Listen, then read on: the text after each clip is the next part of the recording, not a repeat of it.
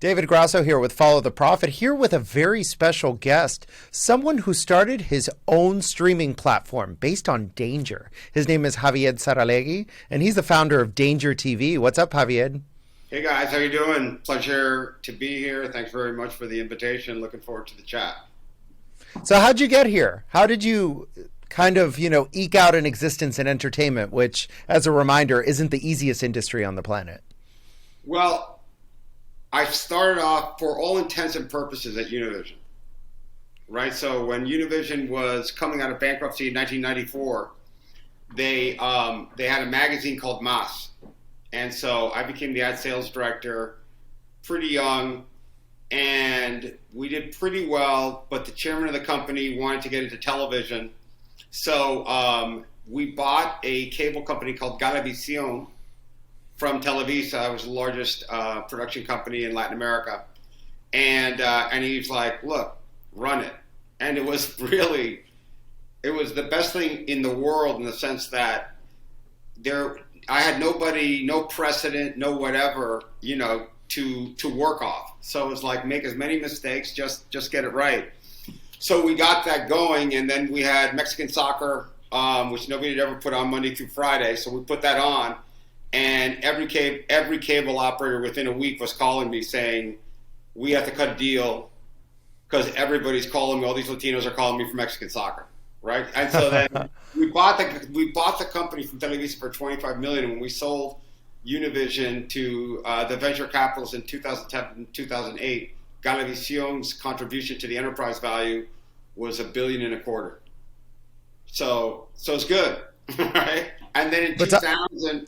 Yeah, it was good. So it was like 2001, my chairman asked if I'd be interested in starting the digital group.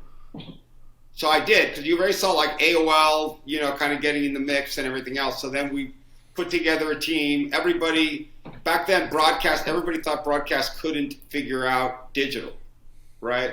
Because they're like, you don't get community, you don't get the interactivity. So we're like, how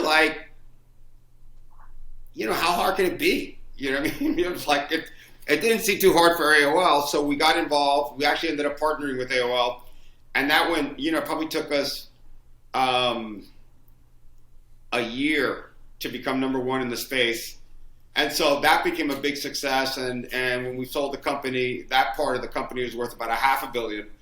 So, so it gave me great experience in kind of getting into businesses that showed a lot of promise, but nobody really knew what the business model was, right? So when you kind of come into those sorts of situations on a regular basis and you're kind of predisposed to that sort of scenario, like there is no game plan. Like you're going to have to iterate, right? You're going to have to pivot. It's going to be 2 steps forward, 1 step back. And the sooner that you kind of get a handle on that, the sooner potential success can eventually come. And, and it's, the one thing I always tell people that ask me about like entrepreneurship and my stuff in media and everything else is it takes a steel stomach, it takes a steel stomach. Like it took me, we at Univision.com, we lost something like $75 million in the first 3 years. And people, the finance guys called me Mr. Brackets because, you always put brackets around a loss. Yeah.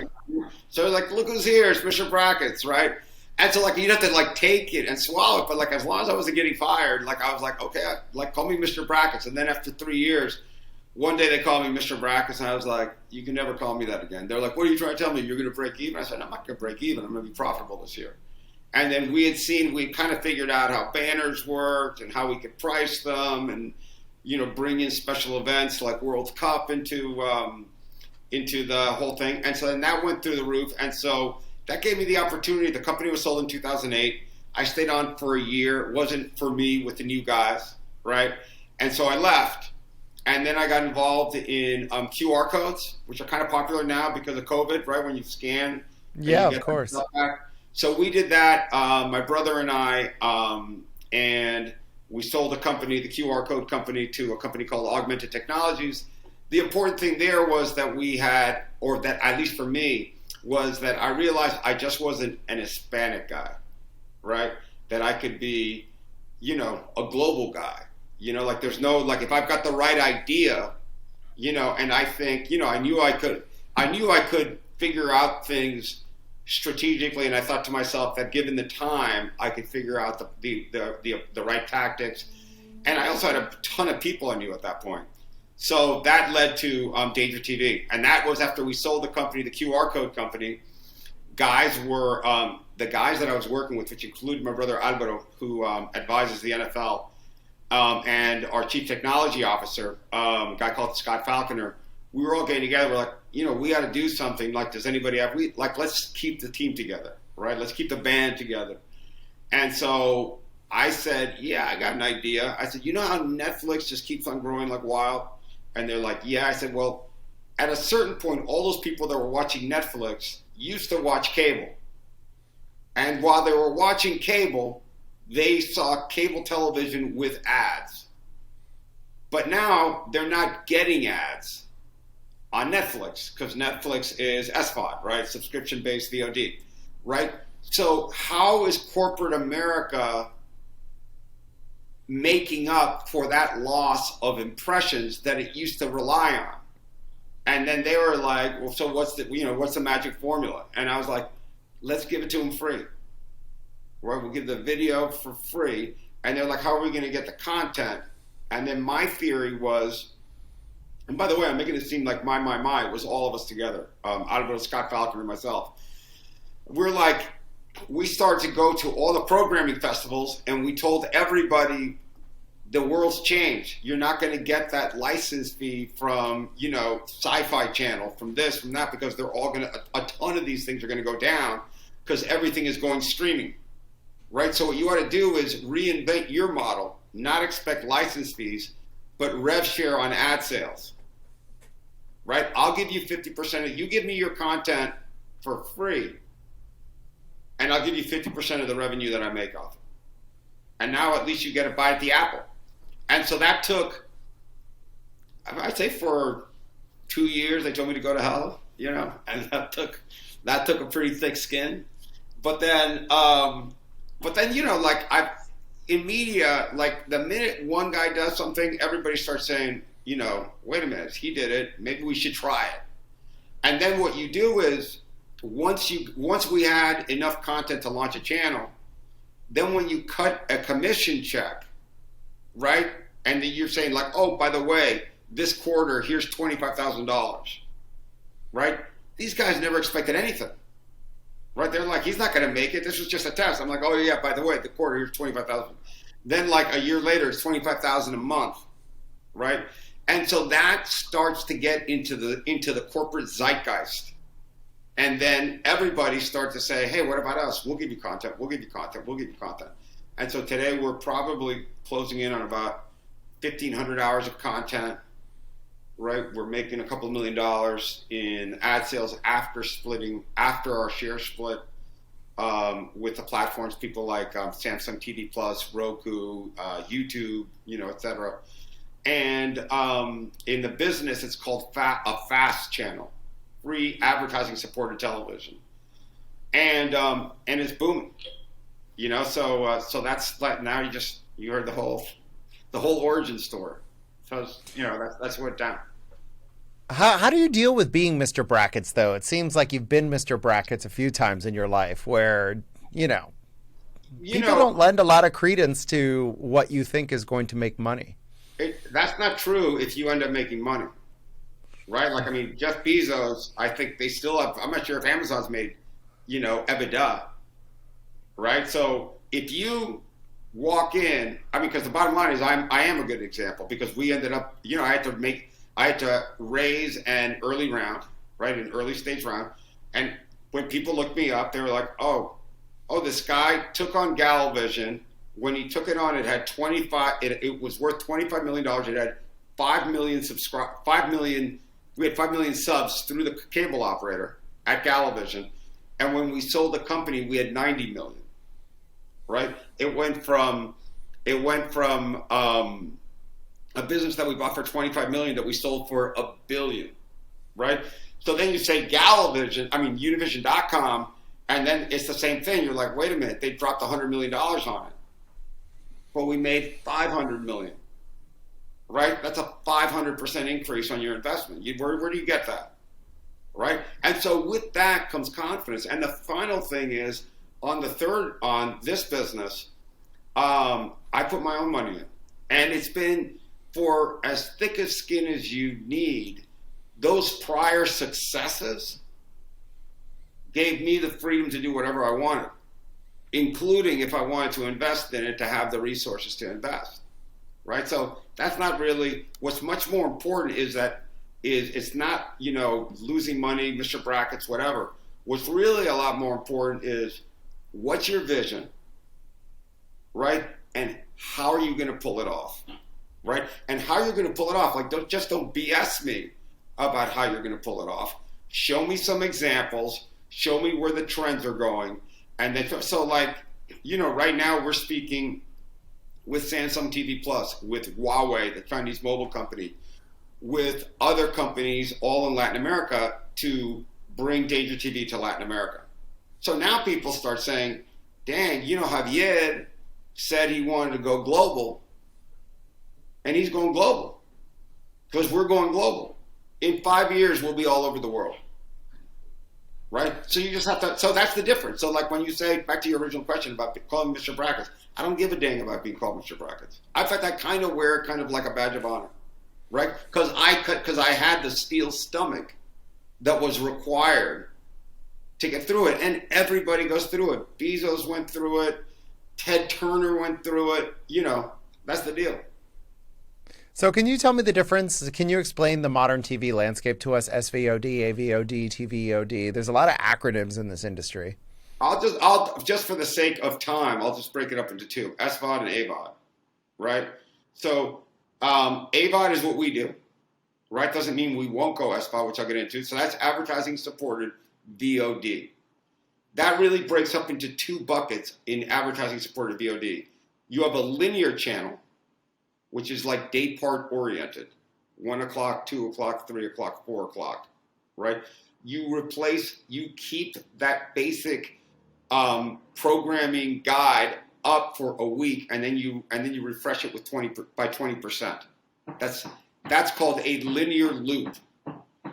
Then you have your VOD, which is more like traditional VOD, video on demand, where you can. So the way that we look at it is, you sample on linear and you binge on the VOD. Like you see, like in my case, you see something, we have a show called Human Prey, right? Which is animal attack stuff. It's wild. So you watch it. You just happen to one day go through your Samsung TV set and you see it and you're like, dang, like that is a rad show, right? Let me go to VOD. I'm going to watch all 10 Human Prey series. And, so you sample on linear, you binge on VOD. So that's kind of the way AVOD has materialized today. So the big difference is that it costs a lot. It's called cost of acquisition to get a subscriber, right? Because you have to market. Where it's a lot easier to get a viewer if you're confident if you've got a great brand name, if you got good content, your airtime looks professional, you've got great promos, that becomes a lot easier. So it's a lot easier to get into AVOD than it is SVOD. However, the really big money is in SVOD, right? So like one example I bring up to people is, are you familiar with CuriosityStream? No, I'm not. Tell me about it. CuriosityStream was founded by the founder of Discovery, a guy called John Hendricks, right? They charge $2 a month, right? They have 18 million subscribers. So, you hear $2 a month, you're like, oh yeah, it's a nice little service, right? Until you do the math, and then you're like, $2 times 18 of me is making $36 million a month, right? He's making $500 million cash a year, right? Now, for those 18 million subs to create $500 million in advertising revenue, it's virtually impossible, right? So the question is, can you get to the 18 million at $2? Or it might be $12 for Netflix, right? And there's a variety of different cost of acquisition models. And so then you say they seem like they're totally separate, but what I think is occurring is that today, this whole thing about free television like DangerTV, right? In second quarter, we had 12 streamers, 12 that cable channels and streamers that advertise on DangerTV. Now, why did they advertise on DangerTV? They advertised on DangerTV because they knew we were free, like a free channel to a viewer. So what? The person that's watching free TV is more likely to still not have made up his mind against all his subscription decisions, right? So now all of a sudden, guys are advertising on my air saying, I can find, forget the impression, I can find a new subscriber here. So are you familiar with Pluto? Yeah, of course. Okay, so Pluto's free. It's owned by Viacom. So Viacom, you're like, oh, okay, Viacom has got Paramount Plus, right, as their streamer. And then you say, oh, so what they did was they put all these shows behind a paywall subscription, and then they can still get the advertising on Pluto. At first glance, that's right. Until you realize, right, that, wait a minute, Viacom is now going to promote Pluto. So that's only going to get bigger. Pluto's only going to get bigger. And so you're like, they'll make that much more advertising. And then you're like, right, but there's even more to that, right? And what's more to that is that you have potential subscribers there. So now Paramount Plus can advertise on Pluto basically for free, right? And you got millions of people that if they're watching, like I go back to DangerTV, we had 12 streamers and cable channels advertising on our air, basically looking for subscribers, right? They have to pay me. But if I have a strategic, like Pluto's got with Viacom, it gives you this depository for new potential subscribers. And that's why we're part of that ecosystem, but the package of getting an AVOD channel together with an SVOD channel that reaches critical mass, that has got the same type of content is, that's kind of like the holy grail if you can make it all work. So tell me about DangerTV. Why Danger? I'd say I'd start off with that when we start to look at the whole Netflix example I gave you earlier. So you think about people that are cord cutting, right? So like, they're watching Netflix and they say, screw it, I don't need cable anymore, right? We, through a variety of different ways, realized that it was young men were you can imagine, you're coming out of college and you're like, oh, do you want to pay $100 cable bill? And you're like, screw $100 cable bill. I'll pay $10 for Netflix and I'm done, right? And so then we started to think, well, if there's all young men, or primarily young men that are doing this, what would attract young men, right? Because that's what we're looking for. And so, I was like, I think it's going to be Danger, right? Now, I used to work at Univision. Love the company, still love the company, but I was never a novella fan.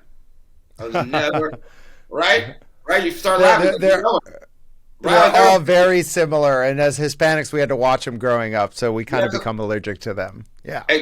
Yeah, I'm not saying look, there's a lot of stuff. It's gotten much better in a lot of different ways, right? And so, but it wasn't I was always kind of like, yeah, I'm part of this. I've gotten rich off it, right? But it's not like I loved it, right? Now you say, well, what do you love? And I was like, well, I like all that Danger stuff, right? I like, whether it be, special forces training, or whether it be animal attacks, disasters, crime. I go, oh, that stuff, that's great. Right. And so I would explain that to my partners, and then my partners were like, well, what should we call it? And I thought to myself, I've got 3 kids that are, I mean, today they're 18 to 22, but back then they were probably, 13 to 17. And the one word that you always heard was authentic, right? Authentic. It's got to be authentic for this generation. Millennial Gen Z has got to be authentic. So I was like, call it what it is. It's danger. So then so I was like, I want to call it DangerTV, right? And all the guys are like, done, right? Because we're all guys, right? We're like, it was like, once we came up with the name, we were like, oh my God, this is the easiest elevator pitch of all time. Like, what is DangerTV about? Like, I think it's about danger, right? That makes it a lot easier, right? You're like, yeah, danger, And so there was a URL farmer in China that had the trademark. So the guy, I was like, I'll give you $1,000 for the trademark. And the guy's like, 10,000. And I said, 3,000 or I walk. And nobody's ever going to ask you because nobody's ever going to find you in freaking China again. And the guy's like, deal. So then we got the trademark, right? And so then now we had the trademark and we had the idea. And then now it was about going out to all the video festivals and convincing all these catalogs that that we were worth a chance. And that was hard. But we got it done. So what'd you get? What type of shows can I watch on Danger TV? Well, I mean, you can get on it right now if you're in front of a computer. Just go to DangerTV.com. But you like war, crime. I'll give you a couple ideas. I'll tell you what the monsters are. So we've got probably our biggest show on YouTube is UK Border Force. UK Border Force, people are trying to smuggle stuff into Heathrow Airport, right? And then they get pulled aside. Now, you're like, oh, okay, I get it, like cocaine. Well, that's part of it. But then they're smuggling, like, wildlife, and you'll see, like, a guy with, like, armadillos in a duffel bag. You're like, you got to be kidding me. You brought armadillos over from, like, Pakistan or whatever it might have been. And then there was one guy that tried to smuggle in his grandmother, right? So, yeah, so it was, like, totally rad. And to some degree, some of these guys, like, even though it's illegal and everything else, and you have to have rules and everything else, you can't help. But you're just kind of like, all they want to do is get by. It's like everybody's got, like, you see a humanity in it, right? Like everybody just wants to have a pretty good, a decent life. Like, 3 meals a day, a roof over there, like that's, and they're coming here, they're coming to the West to figure it out. And then at the end of the day, the immigration officer's like, you're going back to Pakistan. And you're like, oh, man, what a bummer. Even though he should have been caught and he was trying to sneak it in and all that type of stuff. So we've got that type of stuff. Then we've got the animal attack stuff is big, right? And right now, more on it's not so much immigration, but just like in terms of rescue, we have Coast Guard series, right? So Coast Guard, Alaska, Coast Guard Northwest Passage, animal attack. Human Prey. I mean, Human Prey is a sick show, and we have a fair amount of shows that have appeared a couple of years ago on Netflix, on Discovery. So we're getting, pretty high quality stuff. Right now, we've got a couple of survival shows where guys go out, into, like the baddest place the badassest place in Canada, and you're left with like your rifle. And you got to live for a month, and the guys, like hunting, crazy stuff. So it's like it's a little bit of everything. It really is a little bit of everything. The people that are coming to us, I think kind of get a kick out of that. And what you usually see is people come in for one thing, and then they start to find the other stuff, right? So it was always part of the strategy was to cross-pollinate danger. So you start off with, let's say it's cocaine smuggling, but then you've got special forces training. So we got special forces guys from all over the world, right? And they're getting the crap beat out of them, becoming special. You're like, oh my God, like I hope to God I never pick a fight with a special forces guy, right? Because you're a dead man, It doesn't matter where it's from, Thailand, United States, wherever. So it's back to the Univision analogy or example. I mean, for me, it's just a much it's a more compelling form of entertainment than almost anything. I mean, maybe the NFL matches it for me, and we're seeing that. We're just seeing our growth just continue, especially post COVID, right? So Do you COVID was, feel like yeah. Go do you ahead. feel like live programming is going to be a big deal with streaming? Absolutely, yeah. So I So heard about the running of the bulls, or Spanish yeah. heritage. Can you tell me about that? Well, we want to do running with the bulls, right?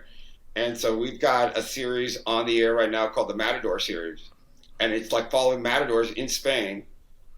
And you see guys getting tossed by bulls, and like just crazy stuff. So we want to go live, and we think there's like a bunch of live spectacles, right? That probably isn't that far off from the Roman Colosseum days, right? Like the running of the bulls in Pamplona is out of control, right? Then you say, what about surfing Mavericks or Nazare when it's cranking at 100 feet, right? As a surfer, right? So like that is badass, right? So we're like, yeah, we want to do that. Then I'm not sure if you ever heard of the Isle of Man TT. The Isle of Man TT is a motorcycle race around the Isle of Man. It's called the Isle of Man. It's the time trial. You go one at a time, and the average speed is anywhere from 190 to 220 miles an hour, right? Usually a guy dies every year, right? Just goes off the cliff, and so we're like, nobody's covering this stuff. And the thing about danger is not only did we like the authenticity of the word, but we felt that we refer to it as a core emotion, right? And we think core emotions can resonate anywhere in the world because every single guy on the planet knows what danger is. Because you're the guy. You're supposed to be the one that protects. You're the protector. And it's life and death, right? And you're like, dang, here comes here comes an elephant charging at me, or whatever the heck it is that we're coming, or it's a paramilitary, or it's a terrorist, or whatever it might be. And so we like the idea that we think we're tapping into an emotion that can resonate anywhere in the world. And we think that's what's going to drive, between the brand name just being a cool brand name, that we think tapping that core emotion is what's going to drive us into becoming a global brand. And I'm saying global brand. I think 3 years we'll be all over the world. So do you see original programming in your future?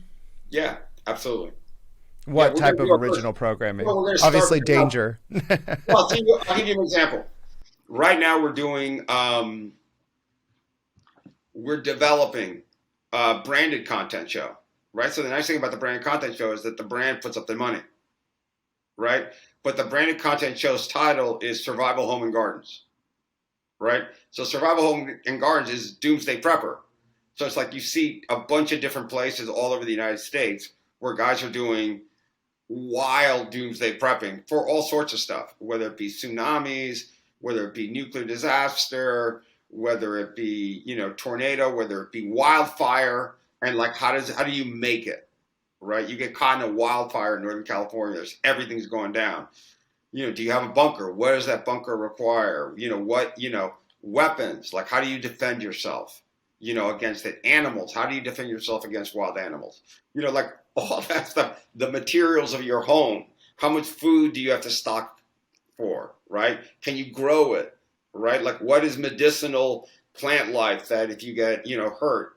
So all that kind of stuff is what doomsday guys do, and women, and families, So we want to have, right now, they just had a CNN special, coincidentally. We didn't know about it until it came out, called Bunker Boom, BOOM. And Bunker Boom is just about, the whole dooms. You can imagine COVID, wildfires, rising sea levels. Like there's I'm not going to say it's a majority, but there's a group of people that are expecting, disaster of biblical proportions, imminently, and they're preparing for it. So we're like, do I think that's going to occur? No, but it doesn't matter what I think. It's what they're doing, and we're covering that. So we want to cover that. We got, the stars and all that type of stuff built into it. So tell me about, do you see yourself as a competitor to mainstream sports? We've seen the politicization of sports recently and a lot of people tuning out, but that same kind of desire to watch competitions, is that something that you're kind of channeling that energy as what you mentioned as a core emotion? I don't know. I hope so. I think that'd be wonderful. I think I'll give you an example of something that I think doubled our views, right? And it was during COVID. So COVID hits, and all of a sudden sports are out, right? So we went to a couple of the platforms that were carrying us, like Samsung TV Plus, and we said, you have an incredible opportunity right now to tap adrenaline, to trap adrenaline, people that are looking for adrenaline. And it's always been sports. It always been the NFL in the fall. And we said, in light of the fact that all that stuff is closed off, college football, blah, blah, blah, let us be that adrenaline fix, right? So, and they were like, so what do you want us to do? And we said, we want you, since they get 50% of the inventory, these platforms like Samsung TV Plus. But if they're getting it from me, they're getting it from everybody, right? And they've got like 200 channels. So we said, so that means you've got remnant space that you don't sell of the inventory that you get from everybody, including me, right? Run our promo cross-channel, right? And that way everybody's going to start to realize, dang, what's this Danger TV thing? Great, I can go on Sunday afternoons, I can get my wild animal attack fix or my, my special forces training fix or whatever. And it worked. All of a sudden it was like, boom, and the views started to come in and that many more advertisers. And so it's not an exact answer to your question, but I think we have elements that are that are sport-like, right? Competition, right? Except that what you're competing for in a lot of cases, in our case, is your life, right? It's not, it's not the Super Bowl ring, et cetera. And I'm a monster NFL fan, right? But so that whole thing is, I think people find everything that we're seeing is fascinating, and compelling. And for advertisers, I think the idea of I think there's two things that advertisers are realizing about fast channels like us is you got two things. You got value, right? Because we're free. You can't get a better value than that, right? And you're getting adventure. You're getting value and adventure. And you think like every SUV spot is out in some mountain somewhere. Geico is telling you, be prepared because we'll cover you, and it's affordable, so we like the idea of the space that we're in, playing to value and adventure. So what do you feel about the future of entertainment? Because we have these big conglomerates that basically control the landscape. And then we have people like you that are trying to disrupt it. In some cases, they're playing nice with some of the conglomerates. But in a lot of times, there's a fixed pie here. Our population growth isn't that high anymore in the developed world. So how do you feel about the future of the legacy entertainment conglomerates, like the one you used to work for? I think it totally depends on what the commitment to creativity is, right? So, in the case of somebody like Televisa, they're masters at novellas, right? Now, last year, I think the biggest show on Netflix was Money Heist, right? Money Heist was a Spanish language out of Madrid show. It's Casa de Papel, right? So Casa de Papel was the Spanish word, but it was Money Heist, and it's about these professional criminals that decide to take the break into the Bank of Spain, and then they end up pulling it off, and it's crazy, right? Unbelievable. I loved it. What was amazing though is for decades, not years, decades, people would say, you can't use a Madrid accent to reach Hispanics in a broad way. You can't. Why?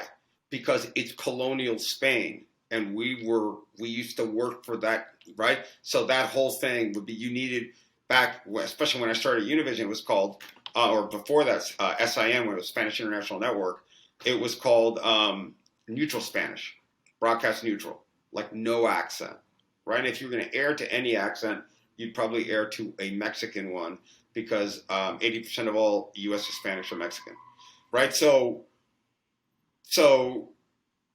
Netflix said, I don't give a dang, right? I don't care if that's the rule, right? We think this is a great story. We think it's a different story, and we think it's going to resonate. And they made it, and then now there's another one that's kind of bilingual, that's called, it's about an orphanage in Mexico. And they go out in the orphanage is going to close down. And then they go out into the fishing tourney, and they win the fishing tourney with the kids as the fishermen. I mean, it's crazy, but so you need that level of creativity. You need that just complete, and then you're like, so who's the guy in charge of that creativity, right? And if you got a great creative head or a great CEO or some combination of that, I think you'll be in good shape, right? If you don't have that, I think you're going to have a lot of problems, because I don't think you're going to be able to rely on life as it used to be. I think it is innovate, creativity. So the predominant theory is that people under 40 don't have an attention span, but long-form content is booming. So how can you explain that to us? Because, young people can't sit still for 30 seconds, but they'll binge watch something for 3 hours. Yeah, I can't really explain it to you, except that all I would say is that the stuff that they're binging on for 3 hours, whether it be Ted Lasso, or whether it be, Alone, on Netflix, which is a wild survival series, or whether it's UK Border Force on DangerTV, is that they're compelling, and it's hard to get that level of compellingness in, a 4-minute chapter on Snap, right? Like, it's hard, right? Like, you can get that dose, you say, dang, that guy flew out of the plane, or look at that shark attack or whatever. But that whole story, the richness of it for a great story, is very difficult to capture. And I think that's what it is that you just can't capture it on short form, and you can capture it on, on long. And by the way, with kids on long, like, you're like, God, they're watching long form.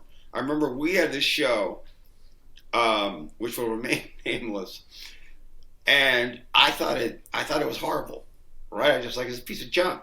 And so then I was talking to my son one day, and I go, hey, did you watch any Danger TV lately? He goes, yeah, I saw the show. And I go, really? I go, that show's a piece of junk, right? Like, how did you sit there? I go, we don't even show a weapon, because it was all about weapons, till like 15 minutes into the show. And he goes, I fast forwarded. And I was like, that's the difference. Like, for a kid, a long form show might be 5 minutes of fast forwarding to the action parts, right? So then all of a sudden they decide what long form is and what short form is. It might be long form in how I describe my content, but to the kid, he might have seen the entire show in 5 minutes. So that's, and I've experienced that firsthand. I fascinated me. I was just like, oh my God, I never thought about that. So we do fast forward. I can attest to that. So do you think we'll see more fast TV channels and niche specific platforms like yours, like DangerTV? It's a tough question, because I don't think there's a ton of core emotion elements, and I do think to become a significant business that you do have to become a global player with fast, right? I think there's another thing is, like, if you try to get into Samsung TV Plus now, it's tough. Right? So you can't everybody's not going with a Roku example where you've got 10,000 channels at Roku and you got to sift through it and hope that search finds it, blah, blah, blah. You've got 200 channels, We recently went to Vizio, and Vizio told us we're putting a pause on adding new channels. And we're like, you've got to have Danger TV on there. You got to be kidding me, right? And they're like, no, we're not kidding you. We're putting a pause on. What am I going to Well, do? this is interesting, Javier, and this is an interesting part of the conversation. In the past, hardware, specifically your television, never determined what channels you could have access to. And not a lot of people think about that. The television that you buy might ultimately determine what you're watching. There's no question. Especially if you don't want to pay for cable and you don't want to pay for Netflix, the television set's going to tell you what you're going to watch. Right? And the number, it could change. It could change tomorrow. I'm not at that OEM, right? Original equipment manufacturer. Right? So it could go, they could go to 1,000, maybe, but I haven't heard of anybody going to 1,000. And I don't hear the phone companies going to 1,000. I hear the number that seems to be around 200, 250 channels. So if you can't get in there, like we've already had people come to us and say, can you take my channel and integrate it into Danger TV, right? So that we start to become a platform, right? And they're like, because we can't get in there. So we'd rather get 50% of the revenue and split it with you, which actually ends up being a quarter because you also have to split it with the platform, right? Than make nothing at all, right? So, we look at that as a positive development for us because we're in most of the places that we want to be in, though, even though we're not in all of them. And by the way, everything that we're doing in the United States, then you have to do it in Latin America, then you have to do it in Europe, then you have to do it in China, Southeast Asia, Africa. Right? Are a lot of the fast TV channels right now American that are being consumed abroad? I don't know. The thing about it goes back to core motion, right? So I think that's the thing that everybody liked about what we do. Right, they're like they get the core motion concept, and they know that that's going to resonate around the world. So you're like, and by the way, there's a lot of these platforms that are emerging, and they're like, you're a core motion. You're like, we want you, right? Like we want you, right? So like for us, I think it'll be a lot easier than for other people, just because of what I'm experiencing. Just because I'm getting calls for people asking me to take their channels on under my wing, and in certain cases I'm sure we're going to consider, in certain cases depending on the quality of the content. Like for us, really there's three parts to our formula, right? It's to always look for better content, right? Second is to create wild promos, like great promos, because Danger offers that, right? Because it's Danger, right? And then the third thing is to get launched on everything that we can make money on. If we can't make money on it, we're not interested. But it's just that thing. Better content, better promos, more launches. So these days it might sound ridiculous because the whole world is seemingly tooled for males, that there might be a market opportunity viewing males as an underserved demographic. Is that the way you saw Danger TV? Yeah, I did, but it really wasn't so much about males. Or let's just say it wasn't just it being male. It was male being underserved, not only as male, but as a VOD product. Right? So one thing is to say, hey, I got males, but if you're like, but in a world that's moving to VOD where you watch whenever the hell you want to watch, and you can binge on entire series, that I didn't see it. And I was looking for it. Right? I was consciously, it started with this show that I mentioned earlier called Human Prey. Because when I was coming up with the idea, what I always do is I test drive it with my kids. Right? I was like, this is the type of show. Can you imagine a show like this? So we see this thing, a chimpanzee jumps out of like some safari, cage or whatever, and goes wild. Right? And so we see it, and my kids are like, dang, that was so good. Right? And they were all saying that they don't watch cable anymore. They're like, we don't watch it, Pop. That's like an old person thing. That's like for your age, It's like, and so I was like, but what about that? What about another show like The Chimp? They're like, yeah, well, for that show, we'd kill for another show like The Chimp Show. And so I'm like, okay, let me go back in. I go back in, and there's no VOD available for that series. So then I thought, dang, they like to see more male stuff, at least as it pertains to Animal Attack, for whatever that says about my kids, and then 2, VOD, right? So both were underserved.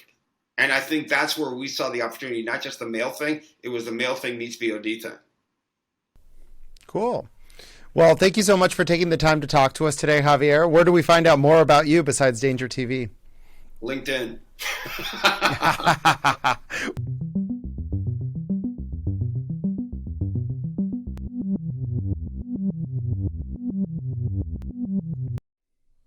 So change in the television landscape is all but guaranteed at this point, and people are hiding and relying on formulas that work. But as our guest showed us, none of those formulas that worked in the past are going to work in the future. We're watching as television is completely altered by our consumption habits. And it's like every other industry right now. Disruption is the name of the game. We can't make up what's going to happen next, but we can figure out that what we already have doesn't work. And a lot of the things that will grow in the future don't exist yet. And that's why it's a really exciting time. Startups and smaller companies like DangerTV and like Bold TV and like a million other places in the corner of every place in America and beyond are growing what will be our media ecosystem in the future. It's scary and it's exciting, right? Because stability in business is something that is greatly appreciated. But there is no stability anymore. Everything's being disrupted and ripped apart and reinvented. And my friends, we're living through that right now. And television is just one example of every business on earth right now that's being disrupted and forced to change before our very eyes. I'm David Grasso for Follow the Prophet. Thank you for joining me today. If you enjoyed the podcast, give us a 5-star review. Follow the Prophet is available on the iHeartRadio app, Apple Podcasts, or wherever you get your podcasts. And of course, I'd like to thank my hardworking staff, as always, for every episode. Until next time, I'm David Grasso for Follow the Prophet.